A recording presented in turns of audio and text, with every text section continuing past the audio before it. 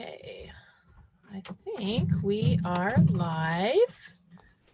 Hi, everybody. Welcome to A Branch of Laurels. My name is Ashaxi. I'm a member of the Order of the Laurel in the Kingdom of Ontir. And my guest tonight is Cristiana de Huntington, who is also a member of the Order of the Laurel in the Kingdom of Ontir. Welcome. Well, thank you. And Cristiana and I have done a lot of retinue work together. So yes, we have. We have some hard-earned friendship there. Yes. That is generally a trial by fire. So we usually start these interviews off with your SCA origin story. How did you find the SCA, and what attracted you to it, blah, blah, blah. Right, yeah. So back in the late 1990s, kind of turn of the century, I was really active in Jane Austen-based fan fiction. And in fact, I wrote fan fiction too. Yeah. Wow. And there was a member of a group that was like an editor, we were all kind of in an editing group together. And she set a Jane Austen fan fiction, like it was a Pride and Prejudice fan fiction in the SCA. She lives in the East Kingdom and did the whole thing. And it was like spanning a year, and they went to Penzance and everything. And I mean, I was like, how do you get to do that? Like, that sounds amazing. But I am super introverted. I know most people don't like I'm not introverted with my friends, so you may not see that, but everywhere else, I'm super introverted. I would have never, ever gone to an event. And then in 2004, I re-met my husband, Gerald, and like we had known each other growing up, but he is 10 years older than me, and our paths had crossed at different times, and there was an attraction, but things just never worked out. But in 2004, we met, and we were adults, and we were single, and we started dating like September 1st, and we were married in early January. So that was a quick timeline there, but whirlwind. right, I was like, woo, okay. So anyway, he had played in the SCA since 1989, and I knew that because see, our parents were friends, like we grew up in the same church, right? And I knew that. And so when we first started dating, he was like, well, I do this medieval thing, but I mean, if you don't want to do it, like, that's fine, I'll stop. And I'm like, oh no, like, that's why I'm dating you. I mean, like, do that, right? So I went to my first event in 2005. It took me a while though, because I would not put foot on an event until I had proper clothing. Like I was very paranoid. And he was like, oh, we'll go to Gold Key and I'm like, oh, no. Yeah, no. So actually, my maiden name was Christensen, my last name. And that's actually where Cristiana came from, because I was in the process of getting married and giving up my maiden name. And I had been with me for over 30 years. And I was like, So I just used that as kind of the foundation, and then found Cristiana when I was going through records. So I was super, super smitten with him. And so I was just like, I want to be the same time period you are. Like, let's do that. And we'll be, we'll have the same name, because we both are de Huntington. Yeah. And so he was 14th century. And so I am 14th century. And I just went online and for months and stalked the internet, although it was much harder in 2005 to do that. There just wasn't as much out there. And found pictures of things I didn't know how to sew or anything. And then when we finally got, I finally got an outfit, a coat hardy and a hat and everything all ready to go. We went to our first event, my first event, and that would have been, it was in Ithra in, oh, wow. In Stromgard. I took classes on glass making, and it was like, but yeah, school felt safe to me. And so I was like, oh, they have school? Let's do that. I want to do school. So, and school felt safe to you because you're a teacher. That is true. Yeah. There's never been a time in my life when I have not been in school. So, I mean, since I was 5, right? Right. Wow. That's amazing. So I didn't speak to anyone at that event. And actually, we went to several events after that in Glenmere, and I didn't speak to anyone there other than Gerald. We would go. People would look at me funny because I was in like a Cote Hardy, right? And they're like, we should know her. I guess I just didn't look like I was really new, and Right. they didn't know who I was, So, and it was a long time. I think the first person I spoke to at an event that was not my husband was Sir Richard, and it was at a feast.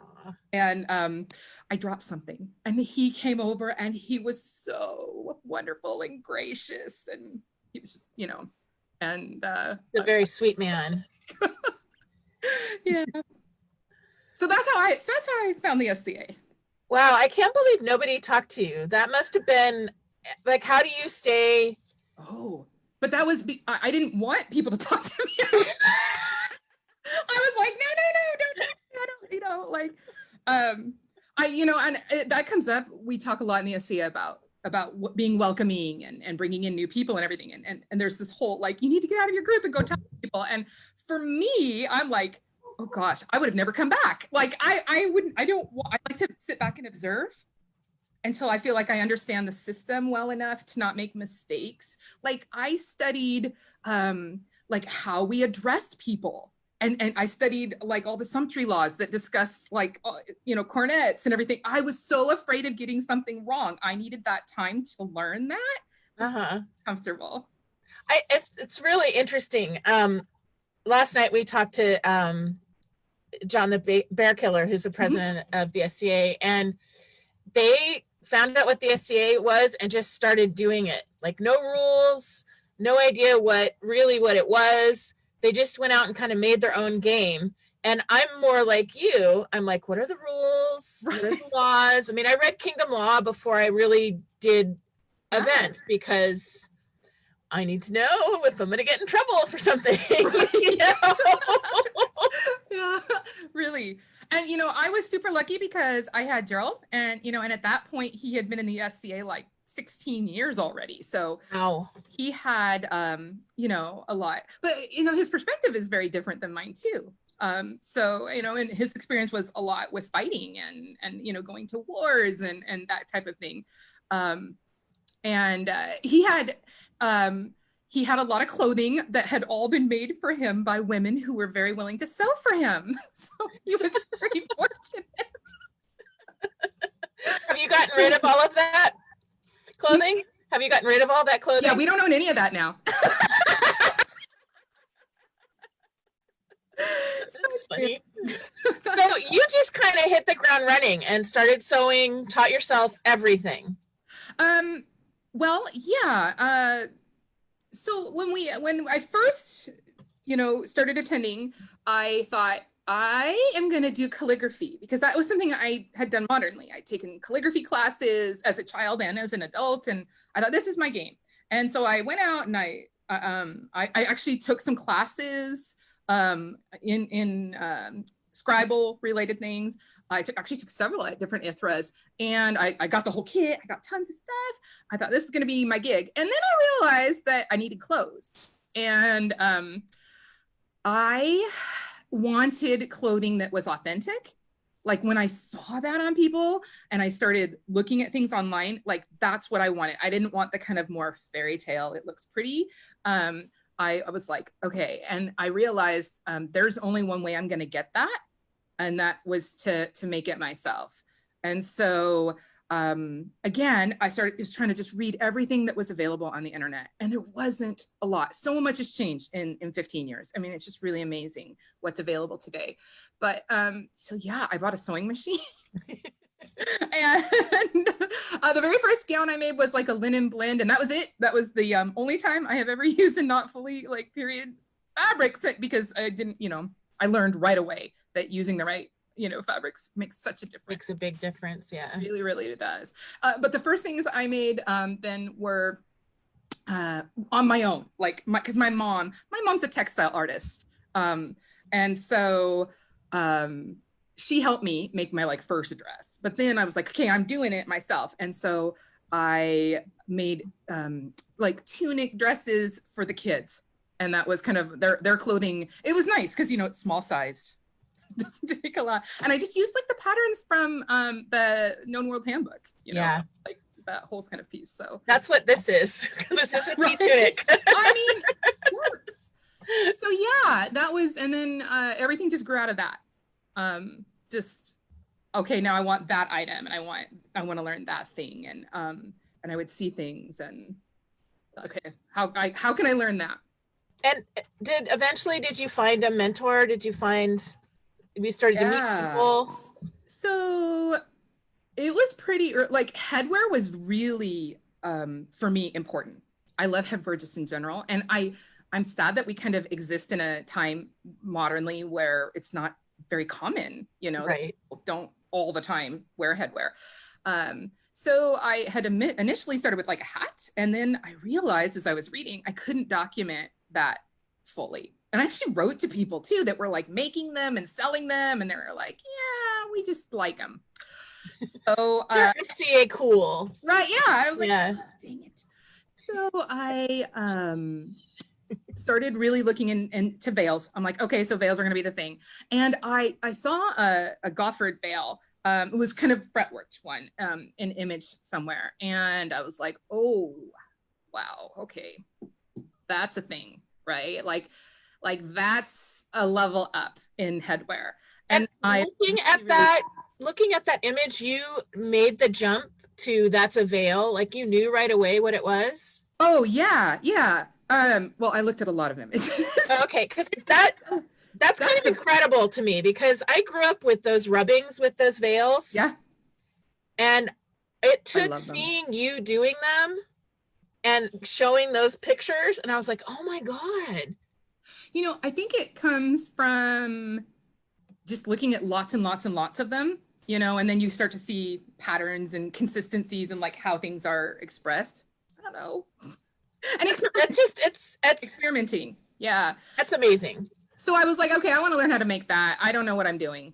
And so I made a ruffled veil, and it was like, first of all, I had to like kind of learn how to hand sew, because again, I've never really done any of that. And I put it together and I liked it. I thought that was fun. And I was at an event in Glenmuir, and I saw Elizabeth de Besançon, and she had a ruffled veil on. And I'd never seen anyone else wear a ruffled veil. And I was like, what the heck? And no, really, it was like this moment. My husband will tell you this, because he's like, I knew you were serious because she's the first person you ever walked up and spoke to in the SCA. I was just like, I accosted her and talked to her about the veils, talked to her about, she was great in helping me figure out like how some of the underpinnings and like how you get certain looks and things like that. And so she does those like huge. Yeah, she had done a lot of the horn. Yes, she amazing. Yeah, really, really amazing stuff, right? So yeah, we started chatting, and she was super kind and helpful, and then I eventually apprenticed to her down the road, maybe half a year later or so. So how long from when you started to when you apprenticed to her do you think it was? Well, I was in graduate school first. So let me see, 2005, 6.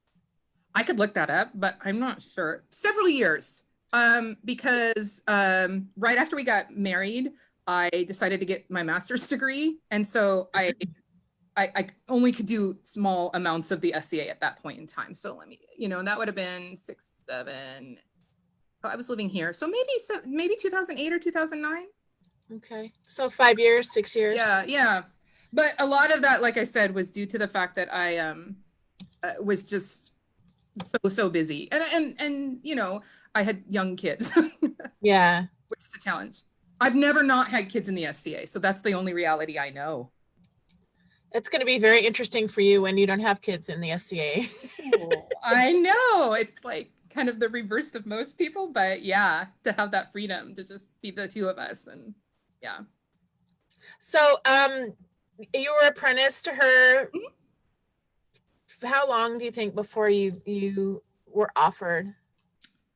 let's see, I was offered in what, 2015? Gosh, well, we did a Penzic. I want to 4 years maybe. Okay.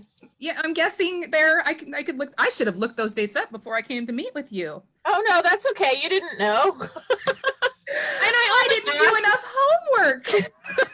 Don't you know your history? I only ask because, that's one of the questions that I see asked the most on like the Ask Laurels list is how long from your AOA to your peerage? How long were you apprenticed to somebody? How long did it take you to get laureled? And it's, people really are focused in on the amount of time. And so I like to kind of throw that in there, but I really think that the amount of hard work and effort you put in is way more important. It's not right. It's not about time, because not all time is equal, right? And there were periods, like when I was in grad school, I could only contribute a small piece of myself to the SCA. But when I got out of grad school, it was actually a really pivotal point for me, because I was in nonstop for 18 months in school, and there were no breaks. And we wrote, I was teaching full time, and we wrote a 10-page paper a week for 18 months. So I was really in the groove of like research, write. And when I came out of grad school, I was like, I just wanted to turn my focus to something else. And I was already really taken with these veils. And so I'm just like, that's where I'm going with research now. So it was not a chore. I know some people don't love the research aspect, but for me, it was a joy, because I was really getting to research things that I was interested in and really, really loved. But that for me, then that was some intense time that I spent, but not all of, so I was elevated in what, 2014? Wait, it's been 6 years, 2014. Yeah. So I was offered in 2013. I'll get my timeline right here. Yeah, so that was like 9 years from the time I joined the SCA, but not all of that time was, like driving, at that kind of intensity. Right. And so you went from not being able to sew at all to making period reconstruction, basically. Crazy? Yeah. It was actually kind of interesting because I think it's been a neat thing. I'm a scientist by trade. I'm a biologist and a biology teacher. And my mom was an artist. And I just grew up in a home, where beauty in all really different forms was valued and focused on. And my mother just makes amazing things. And she always has. And the beauty of textiles. And so then here I come along and I'm a scientist, and in so many ways we're really, really different. But my mom doesn't sew clothing. But in me going on this journey to learn a lot of these things, it has really kind of helped me see her perspective and for us to find that common ground. She's definitely helped me. She weaves a lot, and she's helped me with weaving projects that I've taken on. And it's just been really neat to kind of find that different side of myself that I actually really didn't think existed. And so having this opportunity to have a very different kind of creative outlet has been just like an amazing gift. When people talk about the SCA, sometimes they are like, oh, that's kind of crazy. I'm like, no, it is. People say, oh, it's just a game. And I'm like, no, this is like this is joy. And this is living life, like having this opportunity to research and spend time doing things that you really are interested in. And hang out with other people that are so amazing, that. Right? Yeah. Just the best people I've met ever, I'm just constantly stunned by the people I know from the SCA and call friends. And so, I think that's for me what I get out of it. And I'm like, silly dress up. No. You just don't, it's so much more than that. Yeah. So somewhere in there, you also got into service as well. Yeah. It's kind of funny. I realized the connection for me. So when I was in high school, I was really into theater, but not acting. I was into directing and stage managing. And I mean, I came close to pursuing that as a career instead of science. And retinue like feels like that to me. I feel like a stage manager where I'm just running, you know, I'm directing this big production, this show. And, you know, I've got the crown, they're the stars, you know, but I mean, like there's all of these pieces that are moving and I love it. I mean, I think that's just a really fun piece. We initially did retinue baronial in Glenmuir, and then Tiernan and Miranda in their second reign was the first retinue that, royal retinue that I worked. And then it was just kind of like, you know, out of the gate running and boom, boom, boom, boom, boom. And then you found a pair of royalty that you really connected with. Yeah. I mean, I've had the opportunity to work for amazing people, like just so many great people that have reigned in Ontir. But Ian and Gwyneth were just like, I don't know, they're kind of like soulmates. I mean, it was just this amazing thing to work for them.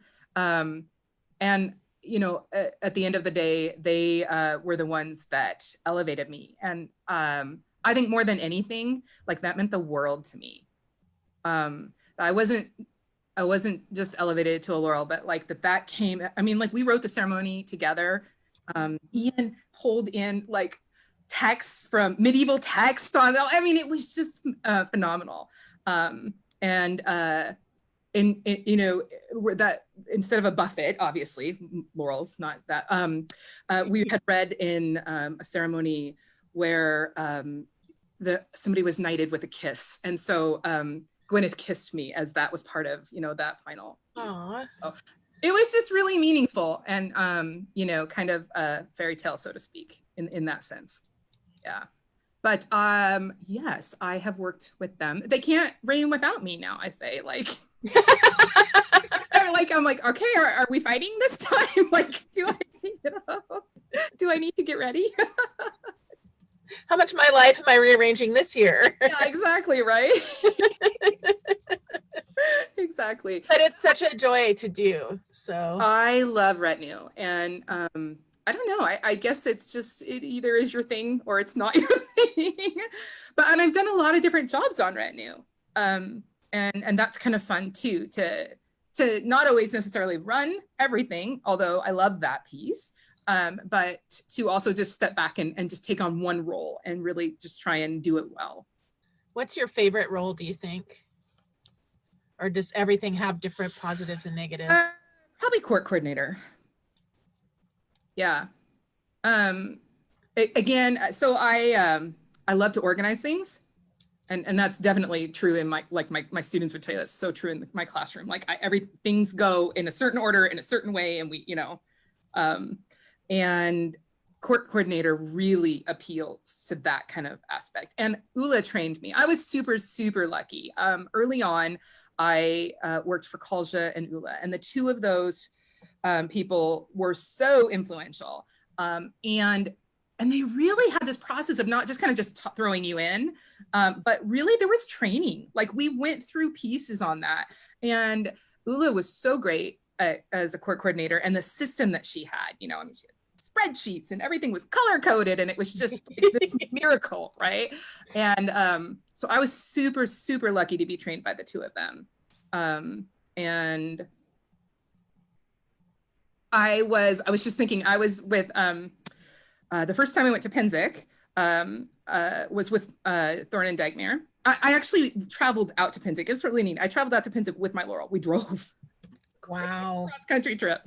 But then Thorne and Dagmere flew in, and Kalja, as their head of retinue, came in with them. And so, and you know, when you're at Penzic from Ontir, it's generally a fairly small group, right? So it's like all hands on deck, you know, like, so it was Kalja and I, we were the retinue. And so we were everywhere with them, you know, which was just amazing. I mean, you can imagine being at Penzic with Dagmere. A lot of fun, and that's a great place to have fun, right? But that was a great experience because I got to work one-on-one with Kalja and just, you know, because it was just the two of us and we needed to meet all their needs, like I got to talk through a lot of that with her and how things work and that process. Yeah. Also, same Pinzik, I got to attend the BOD meeting that's held at Pinzik where they brought up inspirational equality for the first time at that meeting. And that was like my heart to be there and be part of that and witness that. That's awesome. Yeah. Very cool. Well, do you want to take a look at some pictures and talk about them? I'd love to look at pictures. Okay. Let's see if I can make this work. Yay! My track record is not so great. Oh Okay. my gosh. So let's go back here. Okay. There we go. So what's happening here? Yeah. Well, this is like full proof that my pelican Bridget Ross loves me. This is I decided to enter Kingdom Arts and Sciences as a single entry. Mostly I wanted a vehicle to get my research seen by people. I live in an area of the kingdom where there aren't like there isn't a big group of like peers or people that I'm around, and I live in a small shire, and then even we play in Glenmere a lot, and even there weren't at the time a lot of active peers, and so I really wanted to have that research out, and then also to get feedback on it, because I think that's really where you grow, right? Yeah. You can't see what you don't see in your own work. And so I decided to do a single entry at Kingdom Arts and Sciences. And I was also on retinue for Anne and Gwyneth. This was their first reign. I was their court coordinator. And so being on retinue, and this is up in Penticton. So we had traveled way, way, way up into Canada, and I was busy, with everything. And so this is the night before, and the veil had to be starched. Like the fretwork veil takes hours to prepare. It is a thing. And so my husband actually made all of these little, I'm pointing to this like you can all see me pointing. Those ones. Here, see, here's the cursor. I've got the cursor. Yeah, so right. Those. Thank you. Perfect. He made like hundreds of those for me. And we'd size them, and they're like all chiseled down. And it's really quite a process to figure this out. We're trying to figure out, and that theory came from looking at some of the tools that were used on roughs, and like how they were getting those to set. And they were, we know that there were some like wooden, like kind of doweling different pieces. So just trying to look at like, okay, what could you have done to actually set these frets open? And I tried a lot of different things. This by far worked the best. And so anyway, they all have to go. You have to get the veil wet and with all the starch, and then they all have to go in, and you have to get every single one of them in. So it is like the middle of the night, and Bridget Ross is up helping me starch this veil for the next day. So I am going to scroll through some pictures, because there are pictures of your starch. Oh, yes. Massive starch experiments. But they're mixed in with everything, so. Fair enough. Okay. Oh, yeah. So that's what that veil looks like when it's wet.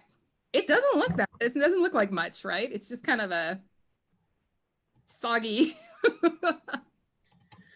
Oh. There it is done. Yeah. Yeah, that was from the display too. Like how they were, I had all these heads with different veils. Okay, and then we're gonna go through a bunch of stuff that we're gonna talk about later. Okay. Sorry, there we go. Oh yes. So I, not knowing, it was interesting trying to figure out how shapes were created, right? And so I think it's an easy assumption, like modernly, I would starch it. Right? Like that wouldn't, there's so many things that we can use to stiffen fabric with now. But then trying to actually document that starching was a process that was happening. I was finally able to do that with some records that talked about like priests, like some of their vestments or whatever, they had actually, in accounting, they had actually talked about that they had things that were starched, and there was a record of that. So, which was like, right? Like, okay, I got to make some starch. I mean, you can just buy a bottle of it, but that's not how we do it. So kind of trying to figure out like what would have been used, like what they would have had available to them. So I boiled a lot of different things to pull starch out of it. And lots of different stuff works. In the end, I generally use rice, which I really went back and forth on that. Rice works great because it doesn't stain. A lot of the other grains discolor. Oh, interesting. And rice doesn't. Then you have to ask, like, would rice have been available? It was, absolutely. Would it have been a common thing that was consumed all the time? No. On the other hand, these veils were so expensive that anyone that would be having access or wearing these would have the ability, to acquire something more rare or unusual to starch it with. But yes, we boiled all kinds of things. My husband was always stirring things. He was a great arts and science consort for me. Like I could not have done it without him. I don't know how people do it. They don't have a partner. So this is a close-up of, it just blows my mind. Threading. Yeah. Yeah. Okay. I decided to make I had actually originally designed those frets the other way, and then I reversed them because and hemmed the edges on the outside because that is actually how all the ruffs are made. And I think there's a connection between those. At the time when I started, we didn't really have a lot in the way of actual extant pieces. And then the Burgos find was released, and from Spain, where it was a tomb, and they have all these textiles that were opened up, and including multiple veils. And then later on in my research, I found the one in Prague, but those are the only two. So I mean, it's a lot of guesswork onto how they might have created things. So yeah, I took a look, and the beautiful thing about the ruffs is that we can actually really, like with the Janet Arnold books, get in and see details of the construction there. And so I flipped those around to be hemmed on the outside. And this is a very, very small section of those starching sticks. There's so many. This is the back ruffle. This is the small side. Wow. Like, Wow. I usually try and wear it several times before laundering it. Yeah, because that's a lot of work. It's a ton of work. Yeah. It takes hours to do. Yeah. But I feel like that is genuine. The person who created a veil in period would not have been the person to prepare it. And that would have been a specialty, of a servant likely. But somebody that would have had training, in all of those different pieces on how to either to starch or to pin or, or to iron or like with the hot irons, to bend fabric.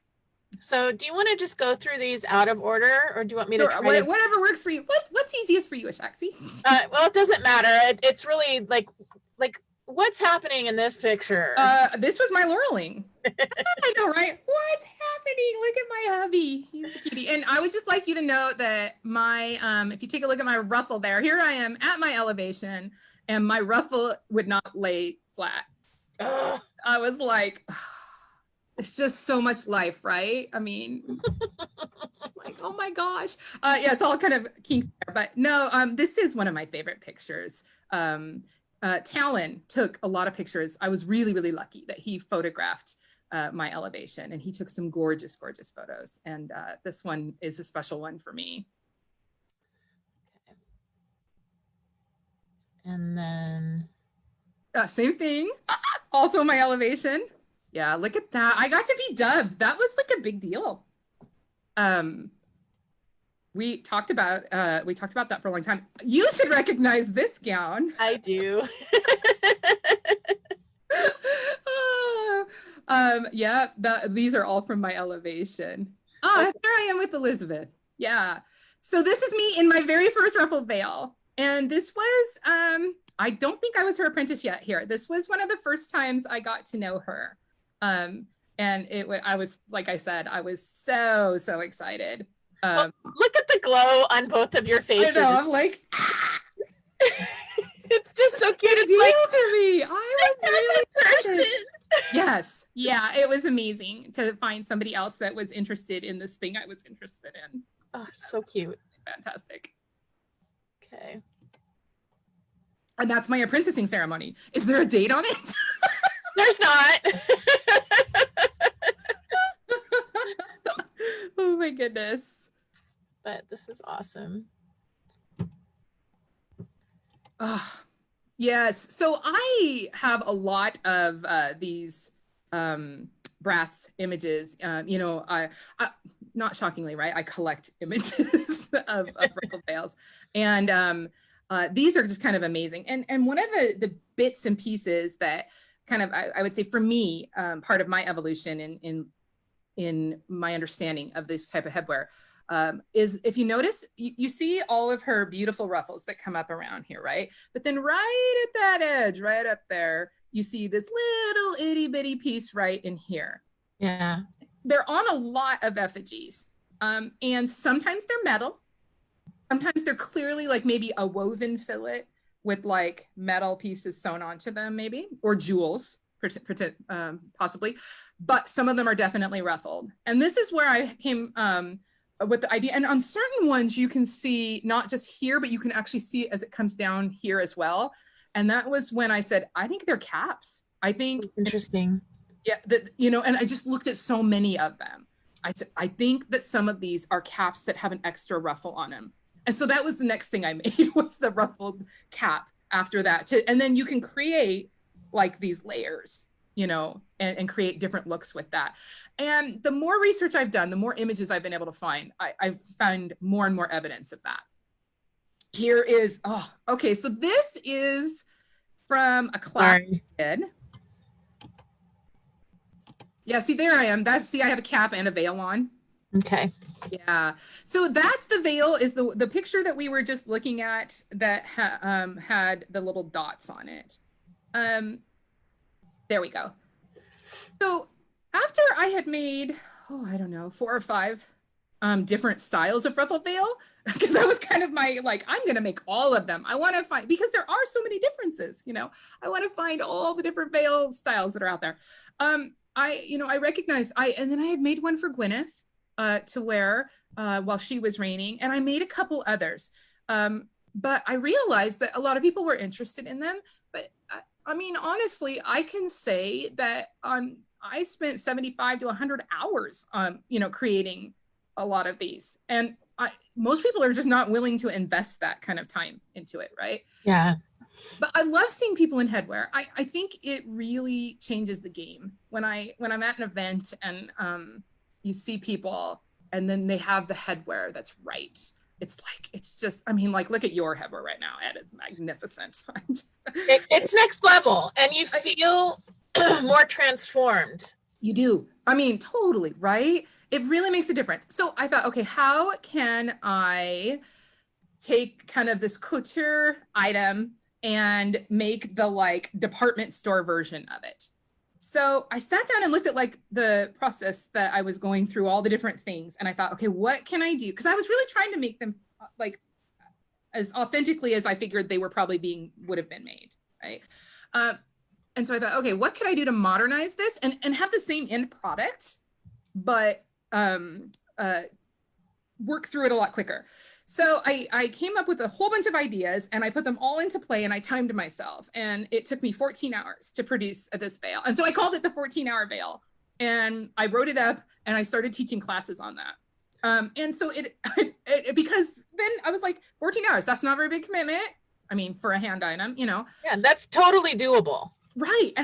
And that was like, I suspect that might have been part of one of the reasons that I was offered, for Laurel, because I think that was a piece of me going outside of myself, like on my journey of I can be very like insular and like, I just want to research, I just dive deeper and deeper and deeper. But then finding that voice to, come out and to see like, how can I help other people up their game? Well, and you created like a headwear veil revolution in our kingdom. It was amazing. I started collecting pictures of people wearing them. I have like an album of just people in ruffled veils everywhere. But so like the dots. you know, that's one of the pins that just washes out, right? If you get it disappears. So like just taking that step of marking them, and I actually put together kits. I bought all this stuff and I prepped it all and put together kits when I taught the class. I'm like, come and you'll get everything. And so this was one piece. I'm thinking using, you know, the bias tape maker instead of like making all of it by hand. And like there were all of these different pieces. And anyway, I put that together, and that was kind of, oh yeah, this was when I was first making the ruffled caps. Okay. This is a little thing, but man, it makes such a difference. And this is kind of the same process applied to a cap. You make a cap and you do the same kind of ruffle process. Yeah, absolutely. Yeah. And that's not a difficult thing to make at all. I mean, this is really simple. And you can see there again. So there's a ruffled cap and then the fretwork veil. So beautiful. It's one of my favorites. It snowed. You know how it is here in the Northwest. Yeah. It like snows and like, I'm like, because it doesn't snow very often, right? And I'm just like, oh my gosh, put on my clothes and go outside. We need pictures. I'm worse than like kids wanting to sled. Give me the wool. Sorry, kids, we're not sledding. Mommy's got to put her dorky clothes on. I got a photo session happening here now. This is Alice. This is my favorite effigy of all time. Just check her out. You have that outfit. I do. I've made this. It is true. So if you look, I learned so much because this is obviously, she has a gorgeous fretwork here. Right. But then take a look, you'll see she has a fillet.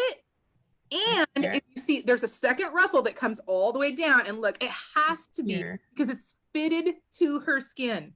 Right? And it covers her ears. Loose. It comes all the way down like it's tied like a cap. Yeah. It's a big one for me. And this image is super hard to find. It's in an old book that is no longer in print, and my Laurel tracked down for me. I was like trying to find it, and Elizabeth found it for me. And then boom, there was Alice. And I was like, oh my gosh, she changed my life. So you do things other than veils. I do, because, you know, being married to a fighter. Yeah, there's Jer. Just, he needed clothing. And I had this sense of, you know, I feel like all of this is kind of addictive once you start down the path, right? Like, then it's not enough for me to look a certain way. I want like our household to look a certain way. I want our encampment to look a certain way. And I wanted him to look, you know, like the persona that he wanted to be. And so tried to learn, you know, and honestly, how I learned to make all the fighting clothes is from Gwyneth, Duchess Gwyneth. She is actually a fantastic seamstress. She has a lot of modern sewing skills. And this is the thing, like I had never learned how to sew modernly. Right. So the only thing I knew about sewing was things I learned in the SCA. And that's a skewed training. And so she took me aside and was like, let me show you some things about sewing. And she helped me and taught me how to draft patterns for fighting clothes and took me through the whole thing. She was just fantastic. I had to go back and learn that stuff too, because same process. It was just this huge gap in my knowledge. Yeah. So I met Charles at a May Crown, and I don't even remember what year it was. Oh, it must have been 2000. And let me see, I was 14, must have been 2014, because it was like the May Crown after I was elevated. So I was watching fighting, and somebody like tapped me on the shoulder, and they were like, oh, I want to introduce you to somebody. And I turn around, and there is Charles. And I was just looked at him, and he looked at me, and I'm like, oh my gosh, I am supposed to know you. Like, it was just this instant, like, and I'm like, you are over the top. You know, on Tier, we have this kind of, I often feel like we're all supposed to be really subdued, right? Like you're supposed to wear, you know, clothing that's subdued and not, you know, super spectacular. You're supposed to keep your headwear really subdued. And when I had traveled to Penzik, I was like eyes wide open, because that's not how a lot of kingdoms are. Yeah. At Penzic, I just loved. I mean, I just loved how much it was amazing. The clothes, the jewelry. And I turned around and I looked at Charles, and here he is, and he's got like the same fleur-de-lis, and he's got this big fleur-de-lis coronet on, and I mean, I was just like, you are everything, right? And honestly, he was so good for me, and this is a journey we're still on together, in terms of like giving me permission to wear the big coronet or the headwear that's just crazy, or to make the all silk gown, you know, and that has been, which is authentic to what we're trying to recreate. Right. But it was at odds with the culture I felt like that we have here in our kingdom. I totally agree with you. I think probably before you were even playing, I did some crazy headwear, and I got talked about behind my, nobody ever approached me directly, but people would say things that I was dressing above my station and that what I was wearing was inappropriate, and it was completely historically appropriate. Yeah. And I wasn't violating any sumptuary laws because, again, rule person. Right. Yeah, no, right. You know, I read all that stuff and I was really careful not to violate it. And so I stopped wearing headwear altogether, except for my ridiculous, you know, phallic felt hats. I still wore those because, you know, if you can't take that and have fun with it, then just get out, right? Hello. That's so thank you for kind of setting me back on the headgear path. It has been a challenge, and it's one Charles, I'm sure he could attest to this. Like he still has to push me on this because I have two different cornets, and they're both fairly large. They were both based on historical pieces. I mean, so that's I think the interesting piece for me. I researched headwear. Right. And ruffled veils are commonly paired with some type of crown or coronet. Right. And so I had these really specific images of like what I was trying to recreate. But then people would be like, oh, that's so big. And I'm like, actually, it's way smaller than it should be. I had them scale it down, you know, from the images. And it's interesting because Charles and I, about a year ago, maybe two now, COVID time, things just.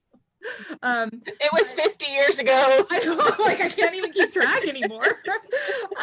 But we bought matching coronets. And so, because we were both kind of in the situation of not being part of a couple that was like Baron and Baroness together, you know, so we both, and we wanted new ones, and they are historical, like we sourced them out, and it's interesting. You probably have a picture of it in here somewhere, but maybe, let's see, let's scroll. Somewhere. It's interesting because, but that's that image there. Here, we'll go back to the image. Pull up on the hat. Okay. See, I mean, how gorgeous, right? And you know what's funny? I looked at that picture of you with the coronet on the hat, and I'm like, how is she, like, was that really done? And then this is right there after, and I'm like, oh, yes, it is. You know, almost everything I wear, if you see it on me, you can go back to like my Facebook feed or my website, and you'll see I start posting like documentation pictures ahead of time. So like if you see me posting something with stripes, I'm probably making something with stripes. No, I don't have a picture of the new cornet. I'm sorry. That's fine. No, that's fine. But it's big and it's shiny. But what's so interesting is that we both wear them. Every time I wear them, somebody says something to me. No one ever says anything to Charles. It's like, and they're identical. That's really interesting. Yeah, I have a lot of thoughts about that, but well, so I think one of the things is that he's over 6'4", 6'5", and so people see him looking up as opposed to looking down at the top of him. Yeah, right. I agree with you. Yeah, that's part of it. But like I've only worn this out to 12th night, right? Because I just made it, and it's half the size of the period one. It should be this big, but this feels huge to me. I know. And now that I've been wearing it on video for so long, it doesn't feel huge anymore. So I might go bigger. Yeah, you should. I'm all for it. Go bigger. You know, because then I won't feel like I stepped Oh my Bad. goodness. Yeah, we usually have a conversation. Like, I will not generally wear that coronet unless Charles is wearing it. Like, if we're both at an event, I'm like, "Are you wearing the coronet?" Because he is too as well. And Right. like, all right, and I'm like, "Okay, then I'll wear mine." I love this picture. So this is a very pregnant and reigning Gwyneth, and so she had wanted to do an early houppelande, style, because this style evolved, over time, and so she wanted to do an early houppelande, and then we had taken. So this is a veil I made for her.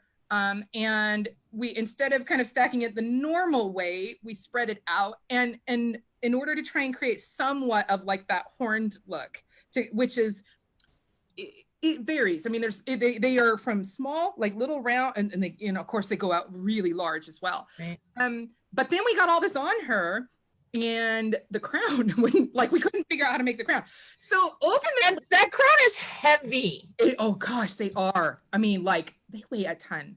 But I don't think people realize, like, for somebody to sit in court in that thing for hours, that's like an actual sacrifice. Well, and it's not something you can like balance and not have it move. If she had to be like this all the time. The whole time. So if you look at it, we turned it sideways.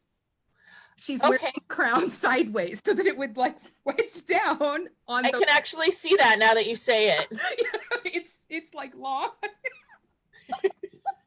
Oh, that was a fun day.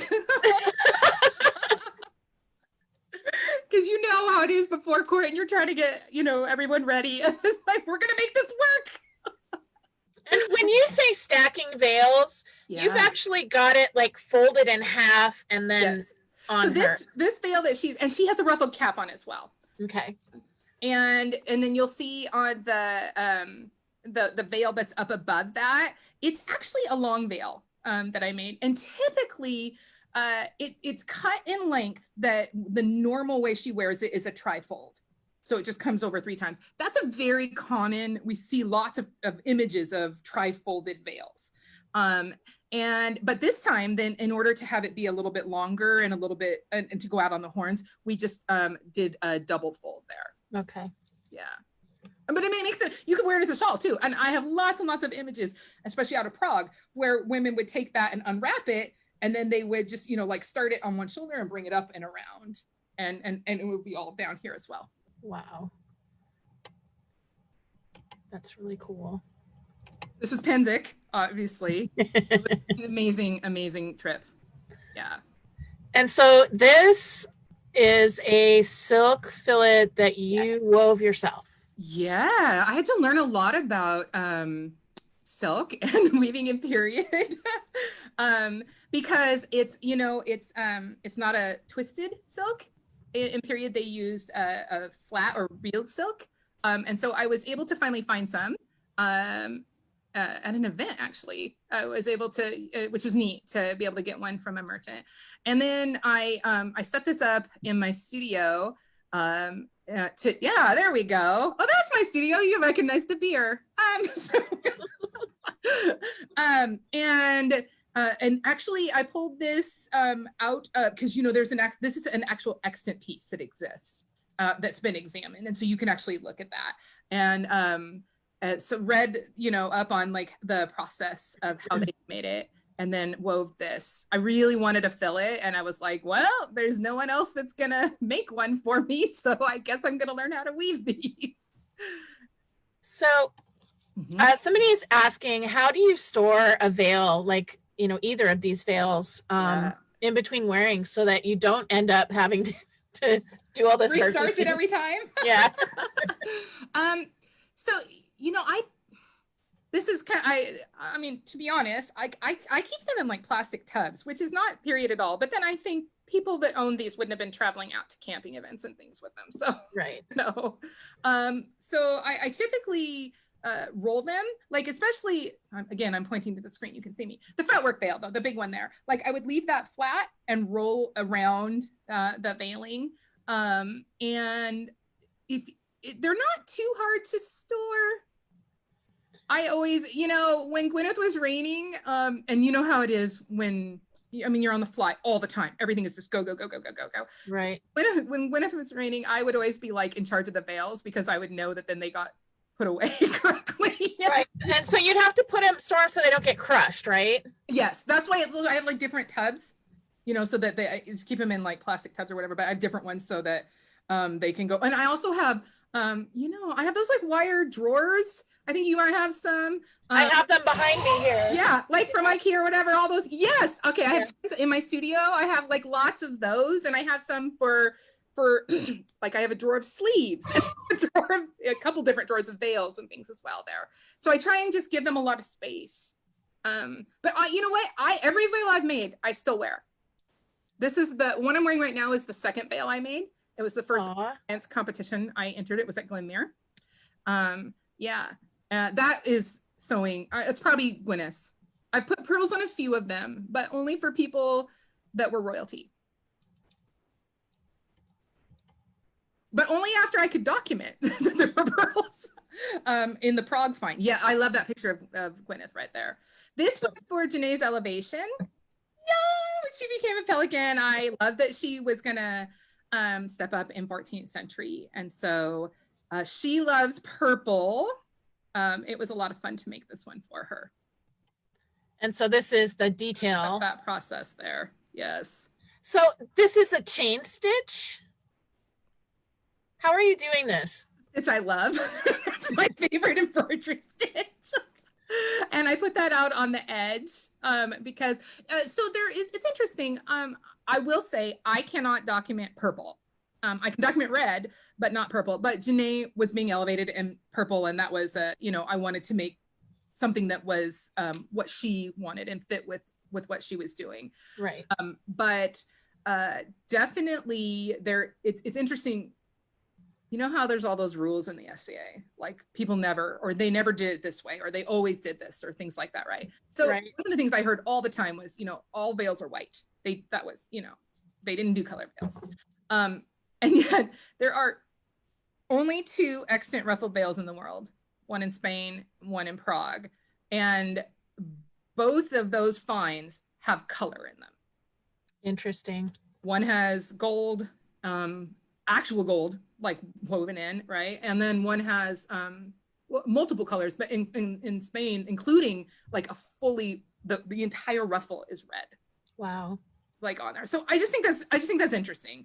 And that's one of those things that I like to call people out on it. And I'm like, never say always. Right. And never say never, because you don't know. I know. And I always like to find, you know, to push the boundaries of what, you know, people are familiar with. And so there are lots of areas in the world that are not, well, like, let's see, where research hasn't like surfaced a lot. So for example, all of the images I took in Prague, like I can't just go online and find those. Right. The museums they don't take lots of pictures and sell them in books at the end of your tour kind of thing. And so, you know, there is a ton there. And so I think that there's just a lot that isn't fully explored. And that has been, I think since my elevation, that has been my focus, is to like push forward that knowledge base and to just acquire as much information around this topic as I possibly can. And have you gotten to that point in being a Laurel where you're like, I have to share everything I know? Oh, it's really funny. No. Here, Charles and I decided to go to Prague to research. And, you know, there's the big famous Hupalon that's there. And then, of course, I wanted to go because I actually had been, I found a footnote while I was researching for my Kingdom Arts and Science entry, and a footnote in somebody's paper that was working in Europe on their master's thesis, and it was involving veils. And I mean, and then talk about like that's not a really common master's thesis, but somebody was doing this, and I found this footnote about a veil, a possible veil find in Prague, and it was Dr. Bravermanova And I was like, oh my gosh, let me see if I can find this person. So internet stalking, I was able to locate, right? She was in charge of all textiles at like Prague Castle, which is kind of, that's a nationally like run kind of thing. All right. So I wrote her. I was like, well, what do I have to lose? So I found her email address and I sent her a letter, and she wrote me back. And she was like, yeah, actually, I just wrote a paper I'm publishing about this find. We do have a ruffled veil here. And like nobody knew anything about it. She sent me all these like top secret pictures of it. I was just stunned that she was like, but the whole article was in Czech. And at that point in time, like translation services were not what they are now. Like right. I started translating this huge article, and you could do, I think, like essentially one sentence at a time. But then you would get like, it was not good. It was not good translation. So I had 3 different translation sites. And so one sentence at a time, I would go into the first one, the second one, the third one. And then I do that thing where you overlay and you're like, okay, what are the consistent things here that I can like anchor down and say, these words I think are definitely this. I found the part of the article that I thought was probably the most relevant to what I was trying to get at. It was, a paragraph right in there. And then I went online to like a SCA-wide Facebook group. And I just said, is there anyone here that speaks Czech? A girl came on, she's like, my, good friend does. And I've been wanting to get together with her for coffee. Just send me your text and I'll ask her to do it. And I mean, this person I don't know, like from the Midwest somewhere, she does. So a few weeks later, I get it back, and she has, and I would say the Google Translate was pretty good. She filled in some words that were not translatable because they were maybe, I would say like archaic words, not words that we use modernly a lot. But and textile terms don't.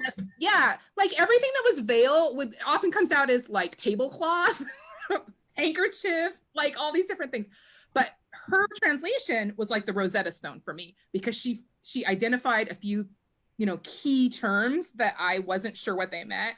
And that just opened the whole world for me in terms of what was in Prague. So at that point, I knew that there was a lot of stuff. And I did some more stalking on the internet, and I found somebody's like Flickr page. They're like private personal vacation one, but it was public, so anyone could see it. And they had gone to the convent of St. Agnes in Prague, and they'd taken some pictures randomly in the museum. And oh my gosh, I'm like, there are ruffled veils there. Look at that. There's a gold thing right there. I was so excited. I did everything to try and purchase any kind of, book. They don't have anything. There's a convent. Like, they don't do any of that. So I talked about this a lot, apparently, because Charles was like, let's go to Prague. He had visited Prague several times for work. And so he was like, yep. He's like, that's it. I'm taking you to Prague. And so we went on this trip, and my mind is still blown by everything I have. But while we're over there, Charles is seeing things, of course, in different costuming pieces and whatnot. And he's like literally putting it on the internet. Like, I gotta get this on Facebook now. People need to know this. And I'm all like gathering up my pictures, and I'm like, I'm taking these home. So that was a long, long answer to your question about like share all the things. So I have to really, I'm like one-on-one, I would sit and share anything with you. Yeah. I'm a little bit leery because I see things that I've done, and then like they're just shared all over the internet, and like people, I don't know. And so I'm a little leery about just posting certain things. There are also some issues with copyright. Like when I went to the Museum of London, I wrote to them when I was going to visit London, and they have in their logs, they have 2 headdress frames, wire headdress frames that are on display in the Museum of London. And those pictures are widely available. One is for like a gabled hood. You can see, I mean, it's super easy to tell what it is. And the other one is just, it's like the early pieces where you would have a simple little wire, and they wrap them in silk, and then the veil just kind of hangs off, this floaty veil hangs off the back. Lots and lots of images of women like that. And also, well, obviously one is earlier and one is later. So those span easily 100, 150 years from each other. So in their records, however, they had all of these other wire dress related items, and they were like measurements and everything, but no images. So I wrote to them and was like, any chance that I could see these? And they were like, sure, make an appointment. So when I was there, one day I just took public transit. It was very adventurous of me. I was like, I'm gonna go find this. And they have like their own archaeological building where they store things that aren't on display in the museum. And it's like, I mean, it's super secure. Like they met me at the door and I had to have this certain pass and like I had to lock up all my stuff and everything, but they let me keep my camera, took me to this back room, and they had pulled all of these tubs for me. And they were like, wow, for gloves, you can open up every bag and touch this stuff. And I was just blown away. I mean, I took hundreds and hundreds of pictures. And it was like some of these things had never been opened since they were found. They had been found, bagged, and no one else had looked at them. Holy like crap. the original measurements and that was it. And I mean, they had pulled out a lot of stuff for me.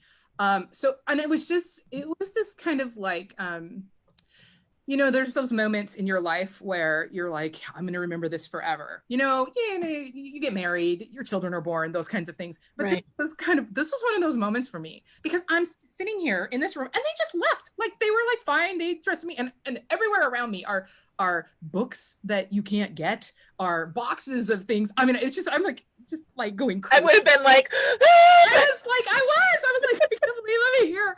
And they just let me, and I'm touching this, and I'm thinking to myself, like, I'm touching this wire that a woman, you know, in the 14th and 15th century used to wear a headdress, and that I have been trying to recreate. I don't know. It was this like, it was this human to human connection. And I think that's what I find in the research is that the more I learn about the way things were done in our past, the more connected I feel to humanity and to kind of that like ongoing spirit.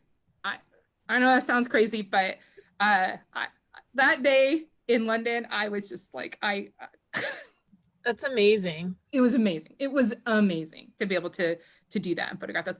But Museum of London, you know, like they were totally fine with me doing all kinds of photographs, but like if I'm going to publish any of them, if I'm going to put any of them out there, like I have to have their permission and everything. A lot of times people publish pictures that really shouldn't be published. So I'm a little reluctant with that. Yeah.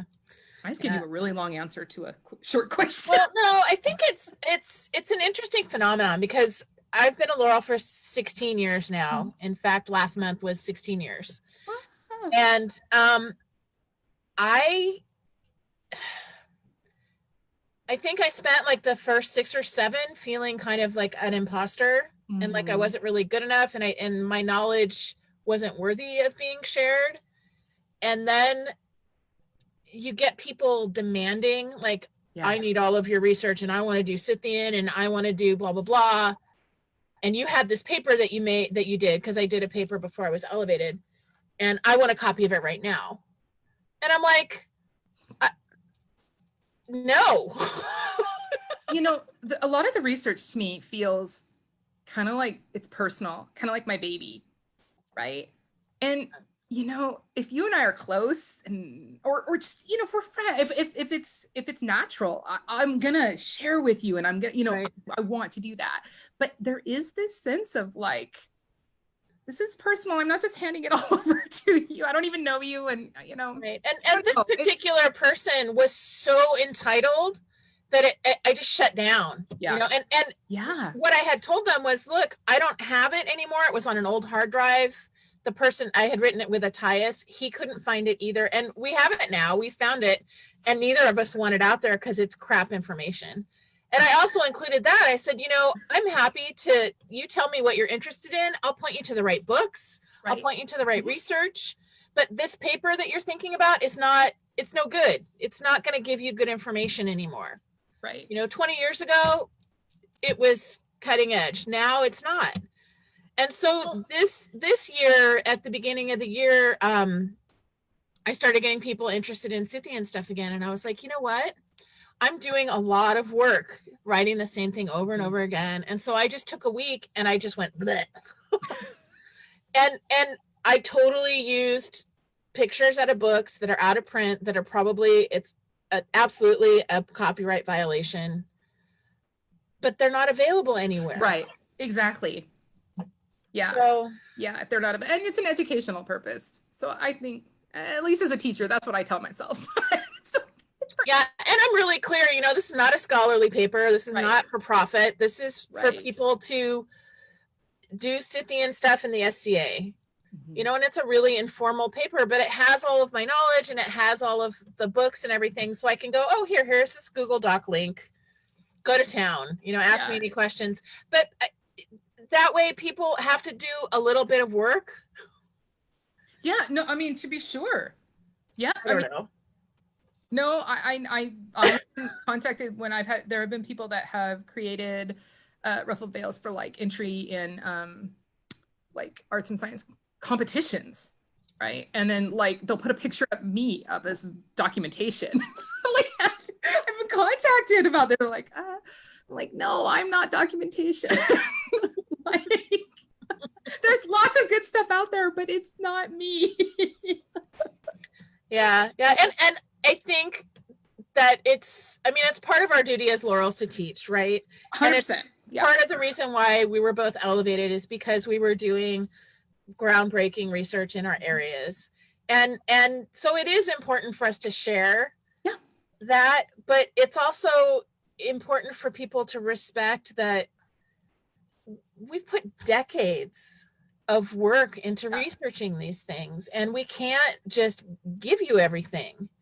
I mean, I have, like, I know you can tell, if you tell me you're interested in something, I can go, oh, that's that book on this page. Exactly. But I can't just like that. 100%. You know, recently, since COVID, I put together a class. Well, actually, I originally did it for the last collegium, and then I updated it and did a bunch of new stuff since COVID.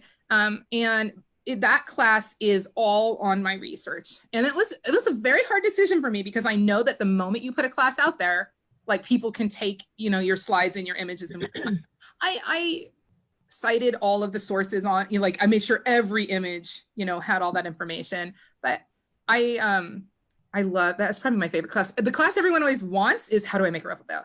right. So make a ruffled veil class.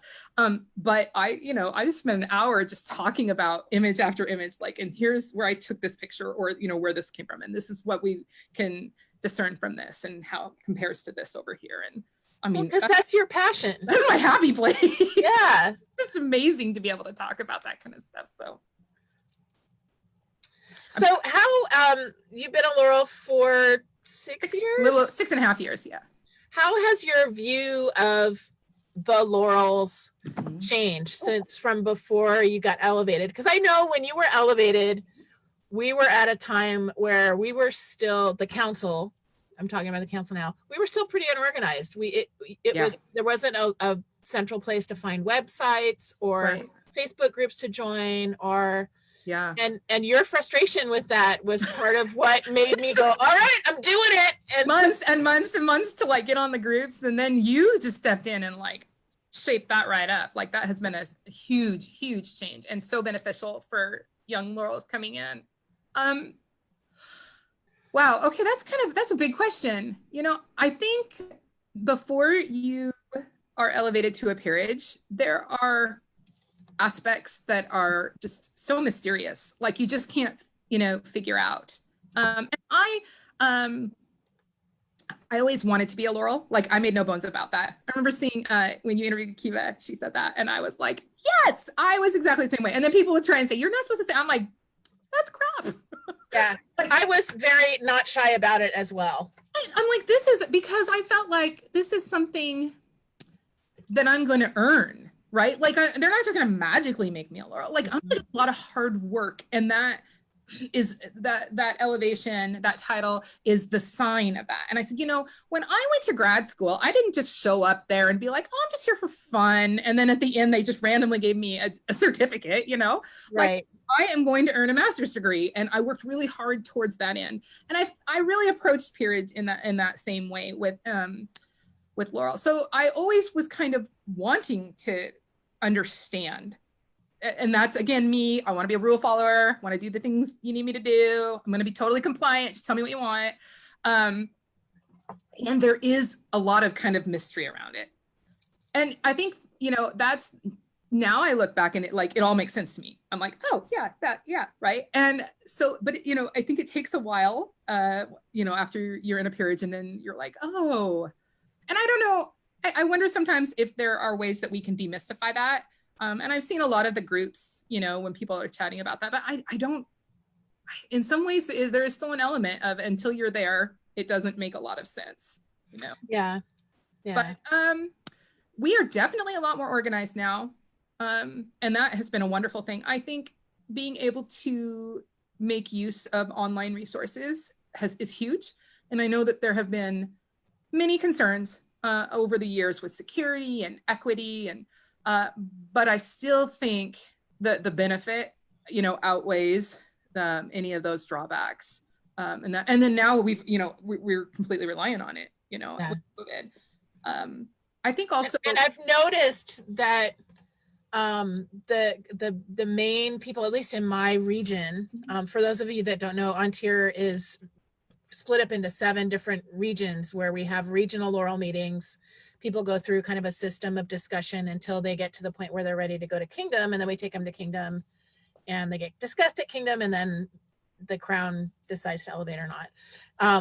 In my region, all of the people that were like, I don't want to do online meetings, blah, blah, blah, they're all doing Zoom meetings now. Yeah. So I'm watching that and I'm like, okay. Well, and look at the Athenaeum that just occurred, which was just phenomenal. It was awesome. It was so wonderful. I think I was going to say, I think another thing that maybe has changed in my perspective on things, of course, was that I was Kingdom Arts and Science Minister for a little over 2 years. And I think holding that office and then just being so kind of, integral into all of the arts and science happenings was really impactful for me. We did a lot of work in rewriting the judging forms for Kingdom Arts and Sciences. And I got to lead a phenomenal team, like just some amazing people worked on that. I think you're the first person I've watched go through having that office and not come at the end of it, not be ready to just burn the SCA down. I took a year step back. Okay, so maybe I'm wrong. I just didn't see it up close enough. That's really hard. It is hard. I don't think anyone realizes it is like having a second full-time job. Yeah. Like you spend hours a day, every day working on this. And in some aspects, you're never going to have people be happy. Mm-mm. And that is a Kingdom office. That's part of playing at that level and being willing to, to try and work through things. Mm-hmm. But I'm really proud of the product that came out of that. I have, a lot of other kingdoms have now taken and adapted, but made use of those judging forms. The interesting thing is, I personally don't like competition at all. Yeah. I'm extremely competitive with myself, but beyond that, I hate competition. Same. When I went to Kingdom Arts and Sciences, I actually had, because I remember Gwyneth asking me, she's like, why didn't you do a full entry? Because I had like the stuff, I could have done a full entry. I'm like, because I don't want to be champion. Like, no, I'm just here to get my research seen. Like, that's my only goal with that, right? And I am actually really not a fan. I don't know, this is a big controversial thing to say, but I would prefer that we not have Kingdom Arts and Sciences. Yeah. I am not, so I'm not a fan of that competition model. I think it's so hurtful to a lot of people. When I got to hear all those, as Kingdom Arts and Science Minister, I got to read all the letters that came in about that. Yeah. So I, at the time, Charles and I talked about this a lot, and Leah, Alicia, pardon me, sorry, Leah. We discussed this a lot, and Charles was like, there is this other type of event that goes on. He's like, I want you to come see it. So in my first year in that office, we flew down to Anastasia and went to their Laurel Prize tournament, and it was phenomenal. I was just like in love immediately because it was so positive. Like every aspect of it was just so positive. And of course, Anastasia, they are so welcoming. I mean, just across the board. They're at Penzig, but when we visit, I mean, they're just wonderful people in terms of hospitality. And we had a great experience. And so then we came back, and I took that then kind of as with my office, I said, took that to the Crown. And it was interesting.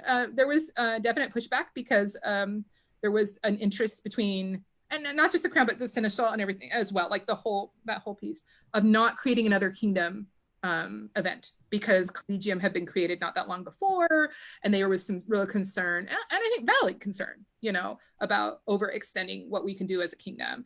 And so in the end, you probably remember, we had a lot of conversations about this in Laurel Council, but then we're able to kind of take up the Sport of Kings model of having it essentially be a kingdom-wide event, but being sponsored by a local branch. And Madrona agreed to take that on.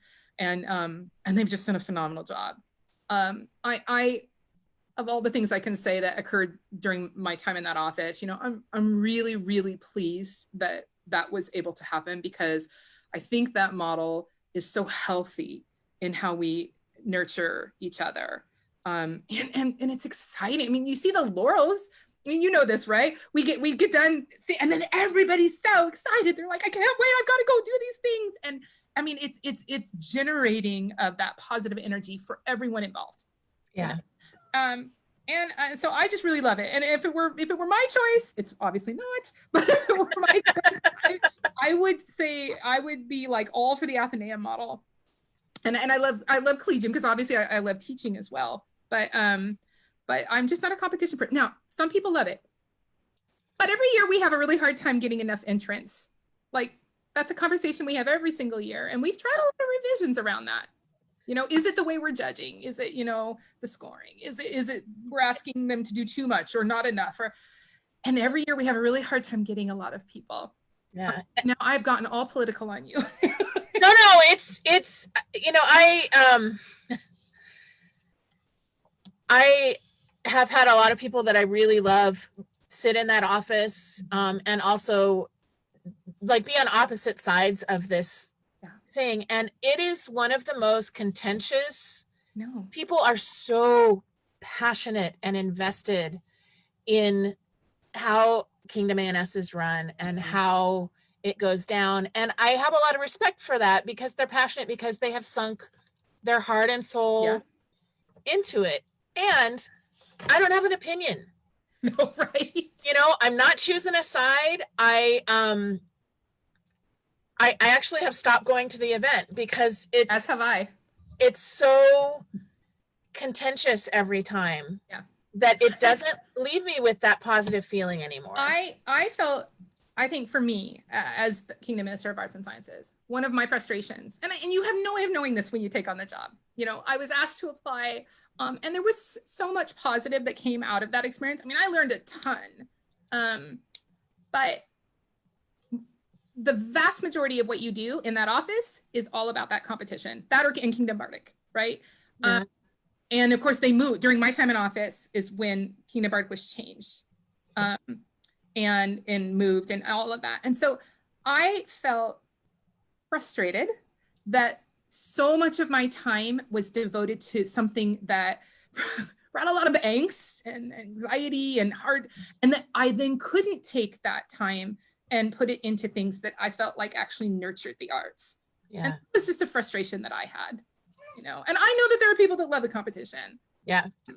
But I wish that we had a mechanism that allowed for kind of that equal time. And Athenaeum is doing wonderful. And I think that has been a huge step in that direction. Yeah, I agree. And I have to say that this online Athenaeum is the first one I've participated in. Oh, it was so awesome. Because, and I haven't done Collegium either, because I'm so soured on the Kingdom ANS. I'm just done. I can't do all the drama anymore. Yeah. And so now that I've dipped my toe in Athenaeum. Like Athenaeum was amazing. And and I think, and I mean, even the first one, I was so thrilled that we got it to go. I was like, oh, thank gosh. But just seeing the joy that people had, and everybody was just like, oh my gosh, you know, this is amazing. I think it was really neat to do an online version. Yeah. What I saw was there were a lot of exhibits that, I mean, first of all, I just want to say those exhibitors, they worked hard. That was no small thing to put together those exhibits, especially since most of them, you know, don't design websites professionally, right? But I think that it was really neat because there were exhibits there that would probably not have fit into the mold of an in-person, like, here's my stuff on a table. You know, there were quite a few, I think there was 3 or 4 that were like Marshall, like missile weapons and different, you know, and would have been really, really hard to do, but have huge like research value. And they were able in this mechanism because people brought in videos and like, I mean, all kinds of neat stuff, right? And they were able to show off art in a different way. And I actually think that we should talk about, you know, possibly post-COVID, like, do we want to continue with some of that? Like once we're to meet again, which I obviously think we should meet again as well, but can we continue to bring some of that element in because it reached a different population? And I think that's fantastic. And it did, and it allowed, I mean, we talk a lot about equity and inclusion, and it allowed a lot of people who maybe aren't so good in person to take the time to prepare and to be able to kind of present a visual term paper sort of. Yeah.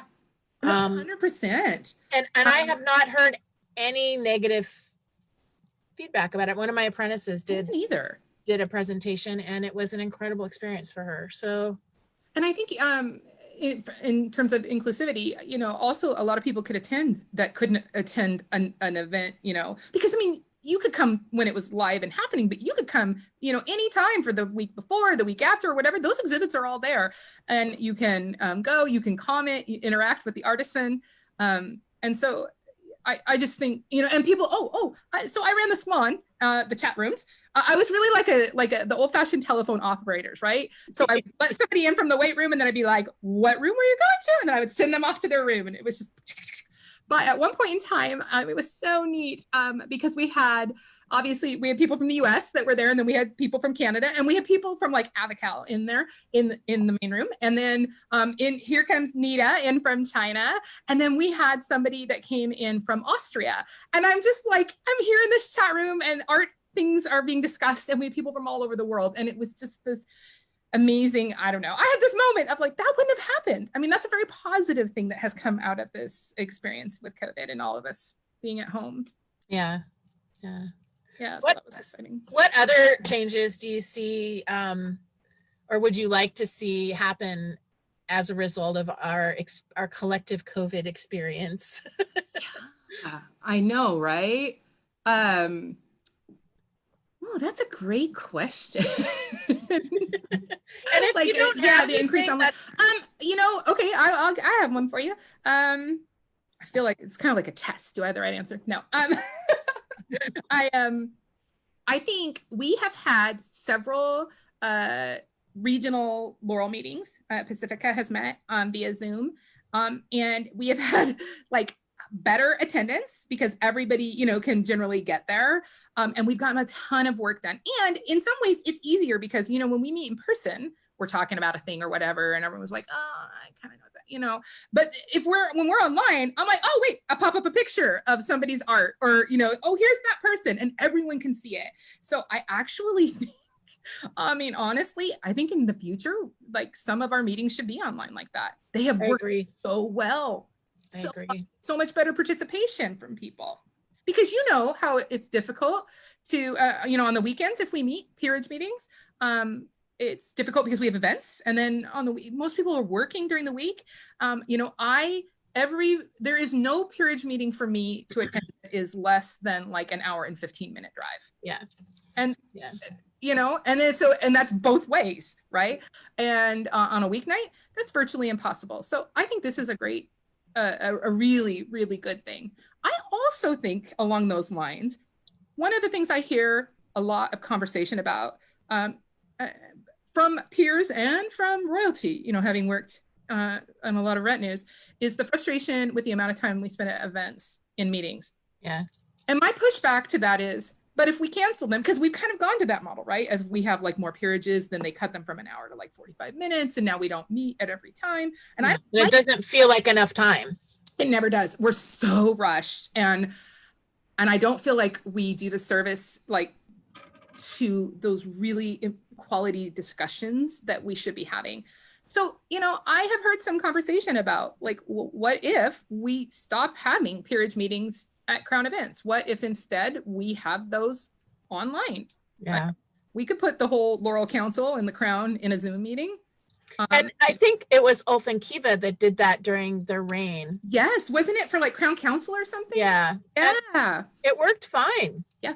And the technology is just improving constantly. Exactly. Right. And I mean, I honestly, like I have attended in my modern life, I attended a lot of staff meetings, you know, with 50, 60 people, and they worked every single time. Like we were able to make it work, and the ability to like share your screen and all that. I just think that that's a possibility of, you know, I know that people still want to like pass the things around. Honestly, right? Like, do we ever pass people's stuff around? I don't know, speaking out of council here. Do we ever pass people's stuff around and be like, oh, this sucks. We don't like this person after all. No, we all just want to see it because we love it. Right. Yeah. So I feel like we're just like, oh, that's amazing. And I just want to see that up close. I think we could handle a lot of that online. I agree with you. So we are almost up to, well, that says 2 hours. It says hour and a half. Oh my gosh. We've been going for a while now.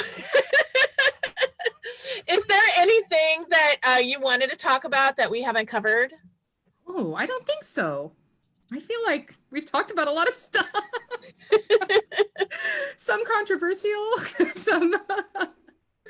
I think probably less controversial than you think. Well, I hope so. That would be good. I don't actually like to be controversial, but I guess I have opinions. I think opinions are healthy. Definitely. It has been so wonderful to see your face again, and thank you so much. I miss you so much. Same. I miss the SCA in general, but I just miss being able to get together with friends. So this has been a joyful thing. We are taking the quarantine quite seriously, so I don't really get out much. And yeah, same. Talk to you. Yeah, these interviews are pretty much my social life right now. So. Right. I watch them and I'm like, oh, that's nice. I can see people and learn things. And yeah. It's really thank you for inviting me. Yeah, thank you for doing it. And next week, next Tuesday, I am interviewing I am going to use his normal name. His mundane name is Vrin. He's an armorer. Oh. And his STA name is Sigismund Helmschmied. He works with Ugo a lot. You know him. Yeah, I'm familiar. I don't know personally, but I'm familiar with some of his work. Yeah. So I'm going to interview him. And then on Wednesday at the sisters interview, we're interviewing Duchess Ludwika. So that will be exciting. Yeah. Yeah. So tune in next time for that. Yes. And Cristiana, thank you again so very, very much. Yeah, thank you. Bye. And we'll talk to you soon. Definitely. Good night.